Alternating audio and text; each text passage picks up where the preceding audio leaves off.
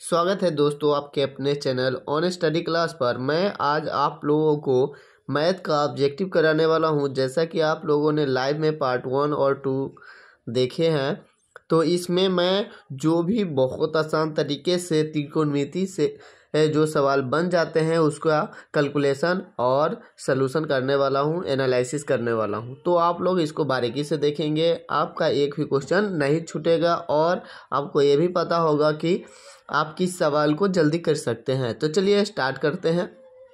पहला जो आज का सवाल है वह है sec square 10 degree minus cot square 80 degree का मान क्या होगा। तो आपको पता होगा कि ये किसी भी प्रकार के फार्मूला नहीं है, मतलब यहाँ पर, और हमें ना तो इसका वैल्यू पता है 10 डिग्री और 80 डिग्री का। तो हमको यहाँ पर क्या करना होगा, तो हमको यहाँ पर करना होगा फार्मूला ला देना होगा, क्योंकि वैल्यू 10 और 80 का पता होता नहीं है, तो इसका मतलब फार्मूला पर ही सेट होगा। इस बात को आपको समझना है।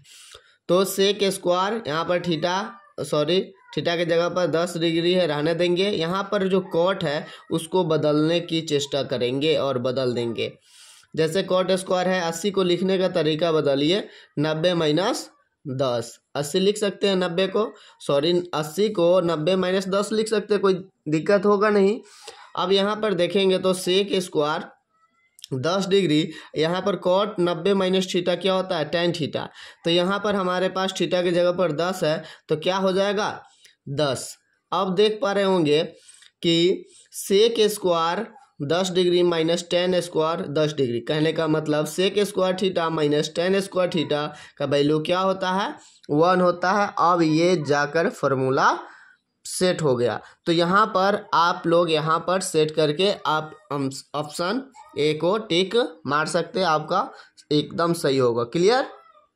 किसी भी प्रकार की अगर डाउट हो तो आप लोग कमेंट कर सकते हैं। तो चलते हैं अगले सवाल की तरफ।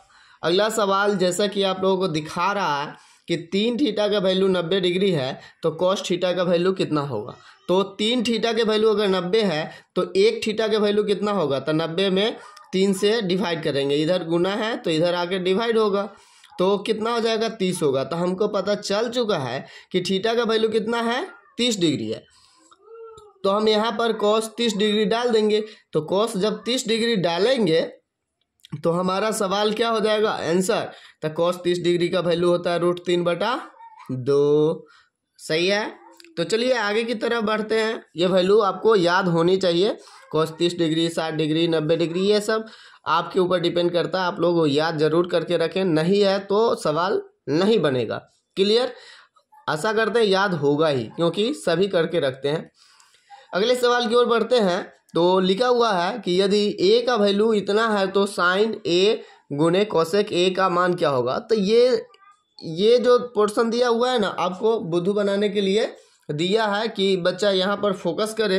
तो यहाँ पर फोकस नहीं करना है, यहाँ पर फार्मूला सीधे डायरेक्ट है, साइन इंटू कोसेक क्या होता है, 1 होता है। तो आप 1 में ऑप्शन सीधे मार देंगे, कोई दिक्कत नहीं है, ठीक है ना। एक की ज़रूरत भी नहीं है, क्यों, क्योंकि यहाँ भी ये है, यहाँ भी ये है, तो वही चीज़ रहने वाला है। जैसे sine theta into cosec theta, तो थीटा का सेम रहने वाला है, तो फार्मूला आपका सही होगा। तो चलते हैं अगले सवाल की तरफ। अगला सवाल एकदम फार्मूला से ही है, सीधे कोस 90 माइनस ए। तो कोस 90 माइनस ए क्या होता है, साइन ए होता है। तो आपका सही आंसर हो जाएगा ऑप्शन बी। तो आप लोग पहले से भी इसका गेस करके रखेंगे कि हमने क्या मारा और यहाँ इसका आंसर सही में क्या आया। क्लियर? तो चलते हैं अगले सवाल की तरफ। अगला सवाल जो मेरा है वो है tan 1 degree into tan 2 degree tan 3 degree. इस तरह से करते करते करते कहाँ तक गया है, कहाँ तक है, 89 तक है। तो इस तरह से आप देख पा रहे होंगे कि 89 तक है। तो अगर हम इसी तरह से, जैसा कि अभी हम 90 माइनस करके फार्मूला सेट किए हैं, अगर इसी तरह से इसका करते हैं तो हर एक, देखिए इसको tan 90 माइनस थीटा पर करेंगे तो हो जाएगा cot 1। तो tan इंटू कॉट क्या होता है, 1 होता है। उसी तरह से ये 2 चल जाएगा 88 के साथ, इसी तरह से 3 चल जाएगा 87 के साथ, और इसे जाते जाते जाते लास्ट में बीच में जो बचने वाला है वो बचेगा क्या, tan 45। क्लियर। अगर tan 45 बच गया तो tan 45 का वैल्यू जो होगा वही आंसर होगा, क्योंकि ये सब का तो वैल्यू 1 हो रहा था, 1 इंटू 1 इंटू 1 ही होगा। यहाँ पर tan 45 का वैल्यू भी 1 हो रहा है। आपको याद होगा tan 45 क्या होता है, 1 होता है, तो इसका आंसर सही 1 हो जाएगा। अगर इसी में अगर दूसरा सवाल होता तो tan, जैसे यहाँ पर साइन होता है तो साइन 45 कितना होता है, 1/√2, तो वही आंसर हो जाता। तो हमारे पास यहाँ पर जो है वो है tan 45, तो एक आपका आंसर सही बी हो जाएगा। आगे की तरफ अगर हम लोग बढ़े तो हमारा सवाल है कि कोसेक थीटा बराबर है b/a। तो आप समझ पा रहे हैं कि सेक थीटा का वैल्यू पूछ रहा है, तो हम क्या करेंगे कि यहाँ पर कोसेक थीटा का वैल्यू है b/a, यानी कि ये है कर्ण बाय लंब, यही ना होता है। साइन थीटा होता है लंब बटा कर्ण, ये होता है कर्ण बटा लंब। इसका मतलब है ये कर्ण ये लंब है तो आधार निकालना होगा। आधार क्या हो जाएगा, तो कर्ण स्क्वायर माइनस होता है लंब स्क्वायर। तो हमारा कर्ण क्या हो गया b, उसमें से a घट जाएगा, तो ये हो गया आधार। सेक थीटा का फार्मूला क्या होता है, कर्ण बटे आधार, क्योंकि कोस थीटा होता है आधार बटे कर्ण, तो इसका होगा कर्ण बटे आधार। तो कर्ण हमारा b का b रह जाएगा और आधार हो जाएगा हमारा √b² माइनस a²। तो आपका आंसर सही ऑप्शन हो जाएगा ऑप्शन ए। तो चलते हैं अगले सवाल की तरफ। अगला सवाल जो मेरा है वह है निम्नलिखित में कौन सा सेक 60 डिग्री के बराबर है। तो इसमें आप या तो वैल्यू निकाल करके रखिए, दिमाग में रखिए, या फॉर्मूला से रखिए, कहीं से भी रख सकते हैं। जैसे कि सेक 60 का वैल्यू होता है सेक 60 होता है 2 ना, तो सेक 60 अगर 2 होता है, क्योंकि cos 60 होता है 1/2, तो सेक 60 2 होगा, उसका उल्टा होता है। तो इसी तरह से 2 इसमें से किसका वैल्यू आएगा, तो यहाँ पर tan 60 का नहीं आएगा, cot 30 का नहीं आएगा, कोसेक 60 का नहीं आएगा, कोसेक 60 साइन 60 का उल्टा होगा, तो साइन 60 √3/2 होता है, इसलिए 2/√3 हो जाएगा इसका। इसका हो जाएगा कोसेक 30 का 2। तो ये जो है इसी का आंसर सही हो जाएगा कोसेक ए। कितना हो जाएगा, ऑप्शन ए। तो कोसेक 30 डिग्री आपका आंसर सही हो जाएगा। अगले सवाल की तरफ अगर हम लोग बढ़े तो जैसा कि आप लोग देख पा रहे होंगे कि यहाँ पर ये सवाल जो देख आ रहा है 8 नंबर, इसमें किसी भी प्रकार के अगर सवाल दिया जाए, अगर ये दोनों का योग 90 पूर जाए तो इस सबका वैल्यू 1 होता है, अगर बट्टा में हो तो, अगर माइनस में हो तो 0 होता है। क्लियर। तो ये बट्टा में है तो इसका वैल्यू क्या हो जाएगा, 1 क्यों होगा, जैसे कि पहला सवाल में हम बताया कॉट 90 माइनस पर तोड़े थे, तो इसी तरह से कॉस 90 माइनस पर इसको तोड़ेंगे तो हो जाएगा ये भी साइन 53, ये भी हो जाएगा साइन 53। अगर दिक्कत है डिटेल चाहिए तो आप लोग इसको मैं बता दूंगा और बताता रहूँगा। अगर ऐसे समझ पा रहे हैं तो ऐसा ही रहेगा। तो चलते हैं, तो यहाँ पर ये कट जाएगा और आपका आंसर जो होगा वो 2 × 1 यानी 2 आपका आंसर सही हो जाएगा, ऑप्शन डी। क्लियर। आगे की तरफ अगर हम लोग बढ़े तो आगे हमारा है 9 नंबर सवाल, sec theta plus tan theta और ब्रैकेट है 1 माइनस साइन थीटा। तो यहाँ पर हम लोग क्या कर सकते हैं, यहाँ पर थोड़ा सा कैलकुलेशन करना होगा। क्या कैलकुलेशन करना होगा, सेक थीटा को आप कॉस थीटा में लिख लेंगे 1/cos थीटा, फिर उसी तरह से tan थीटा को क्या लिखेंगे, साइन थीटा कॉस थीटा में। तो साइन थीटा बटे कॉस थीटा होता है, फार्मूला याद है ना आप लोगों को, तो आप लोग जरूर बताइएगा।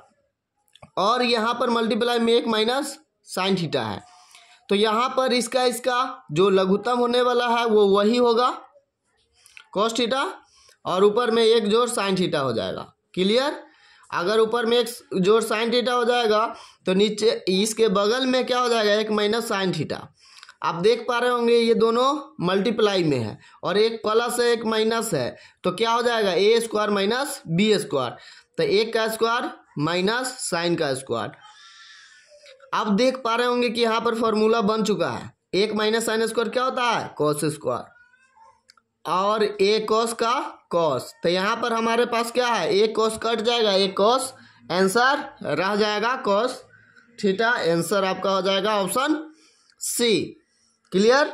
तो चलते हैं अगले सवाल की तरफ। अगला सवाल जो मेरा है वो है 9 tan square alpha minus 9 sec square alpha. तो यहाँ पर हम लोग क्या करेंगे, हम बोले थे कि यहाँ पर एक फार्मूला है लग रहा है, परंतु ये फार्मूला उल्टा है। कैसा है? उल्टा है। तो थोड़ा सा इसको समझना होगा। सबसे पहले हम -9 को कॉमन कर लेंगे। क्यों करेंगे?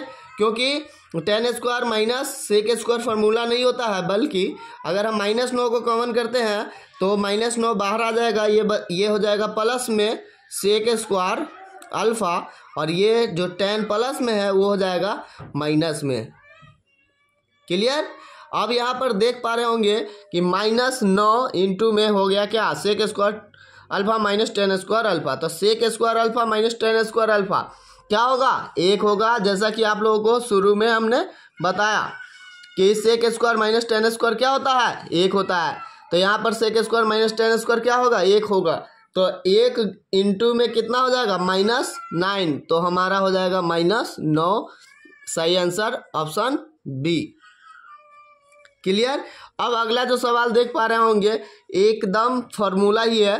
कोसेक स्क्वायर माइनस 1 क्या होगा? कॉट स्क्वायर होगा। क्यों होगा? क्योंकि एक जो कॉट स्क्वायर होता है कोसेक स्क्वायर, तो एक इस साइड आकर के माइनस में हो चुका है। तो ये फार्मूला है, आप लोग अपना देख लेंगे फार्मूला। अगर आप लोग चाहते हैं कि पूरा डिटेल एनालिसिस के साथ मिले तो आप मेरे चैनल पर जा करके देख सकते हैं। मैं सारे फार्मूले को त्रिकोणमिति के एनालिसिस के साथ तोड़ करके बताया हूँ, ताकि आप लोगों को किसी भी प्रकार की दिक्कत न होगा। तो आप लोग देख सकते हैं अगर नहीं देखे हैं तो। चलते हैं अगले, और वो बहुत ही मज़ेदार है आप लोगों के लिए। अगर सही में अगर आप फार्मूला रट रहे हैं तो इसको समझ लेना बहुत ज़रूरी है, जो कि मैं उस वीडियो में बताया हूँ कि किस तरह से इसको समझ सकते हैं। तो चलिए अगले सवाल पे हम लोग चलते हैं। tan 50 degree plus cot 40 degree बराबर किसके होंगे? तो वही सवाल है, tan में आंसर है तो tan 50 डिग्री का 50 डिग्री रहने देंगे और cot को 90 माइनस करेंगे, तो आप समझ पा रहे होंगे कि वही चीज़ होने वाला है। 40 को क्या लिख सकते हैं? 90 माइनस 50। क्लियर?